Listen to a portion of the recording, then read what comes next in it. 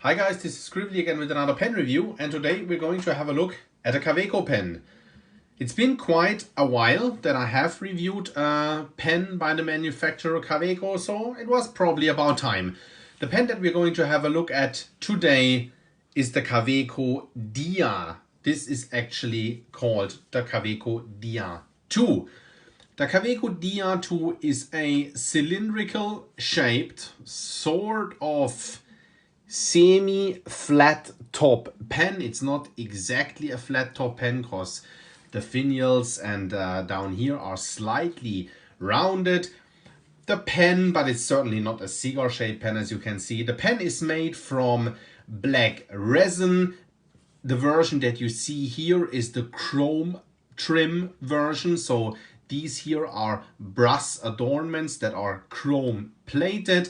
The way you see it or look at it right here, it costs around 75 euro. The pen is also available with gold plated adornments, which then sets you back, I think, 15 or 20 euro more. So just shy of 100 euro, around 95 euro, something like that for the gold plated version. Probably because the gold plating then is more expensive than the chrome plating. That's that with the materials. Otherwise, appearance-wise, it's a remake of a vintage Kaweco model, and the whole pen definitely looks very vintagey, which is probably most apparent up here with this beautiful knurling that you see here on the cap, and you have the same type of knurling down here. It's not a piston filler, it's a cartridge converter filler, so you can't turn or twist that back end thingy here, but it has that knurling as well. Pen overall, Kaweco 3-syllable logo in brass, chrome plated up here on the finial, as said, slightly rounded. Then this beautiful knurling here. A clip that is set just under the knurling and then comes out here like this. Is this very typical Kaweco clip that you find also on the Kaweco Student, for instance. You can buy a similar clip as an add-on for Kaweco Sport pens, for instance. I'll bring that little boy in a minute. Again, you then have two silver cap bands here that I find quite beautiful. That clip is massively tense, so well, the good thing is it won't fall out of your shirt pocket. The slightly bad thing is that it will be very difficult for you to get it in there in the first place. So it's quite hard to get that pen into a shirt pocket or into a pen pouch. It's actually a pretty stiff clip. Says Kaweco Dia Germany here on the back of the cap. Very beautiful. And then a cylindric barrel that tapers down towards one more chrome or brass chrome plated ring back here. Some knurling here, and a super cool feature that as I think it is this Kaweco 3-syllable logo that you have here at the back of the pen. So when you actually hold the pen and write, you see the Kaweco logo. One thing that I really appreciate on pens, I've pointed that out in a number of reviews, is quick uncapping. This here is a twist of cap, and it is pretty much exactly 1 1/4 twists for getting the cap off the pen. We do have a inner cap in here, as you can see. That prevents the nib from drying out. Does a great job in doing so. I never had a problem with picking this pen up, and it wouldn't write. Has never happened. A pretty nice hourglass shaped section here. Two chrome colored or chrome plated rings here. No sharp threads at all. It's a very comfortable grip. Probably about the grip width of a Pelikan M400. Yeah, that is actually pretty similar. It's a very comfortable grip on the rather slim side, but not too slim for me to comfortably write at length. Very, very nice, not slippery at all, really beautiful to hold. We then have the typical Kaweco nibs. You see here a fine nib, has the Kaweco 3-syllable logo on, and some scroll work. And what does it say here? Germany since 1983, probably. Can't really read it right now.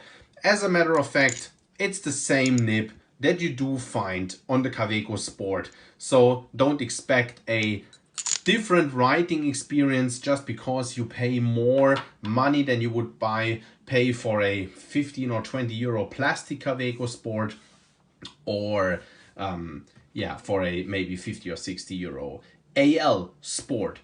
The pen has really a good length. It lays really nice in hand. It's a great balanced writer. You can post the pen. However, it does make the pen a wee bit unwieldy for me. It's not really top heavy because the cap isn't that heavy. You could definitely write with the pen like that, but to me personally, it's just too long. The pen is good enough like this. One thing that's good to know about the Dia, many people don't know that because many people actually don't even know about the Dia. It's like a pen that's not so often reviewed, not so often seen. It's actually a pretty good shirt pocket pen, apart from the fact that the clip is a wee bit stiff, because in length, and that's where the pen would sit in the pocket, it's actually pretty close to a M200/M400, and the M200/M400 alongside with a Sailor Pro Gear Slim is actually my favorite shirt pocket fountain pen. And as you see, uncapped, also pretty comparable in length. That's a good writer uncapped and a pretty short writer when it's capped, which is really nice. So you've seen a size comparison now, sort of a size comparison to the Pelikan M200. Let's do a size comparison to my standard size reference pen, which is the Lamy Safari. And as the Lamy Safari is not exactly a small pen, but you see what I meant when I said that capped, the Dia is a pretty short pen because the pack cap actually sits pretty deep on the barrel. And as you see uncapped, excuse me, it's about as long as a Lamy Safari. Well, before we hop into a writing sample, one quick thing that I wanted to show you about the filling system. The pen does fill. Nice O-ring here, by the way, makes the barrel sit nice and tight on here. Does fill with a standard international cartridges. I do have a Kaweco converter in here.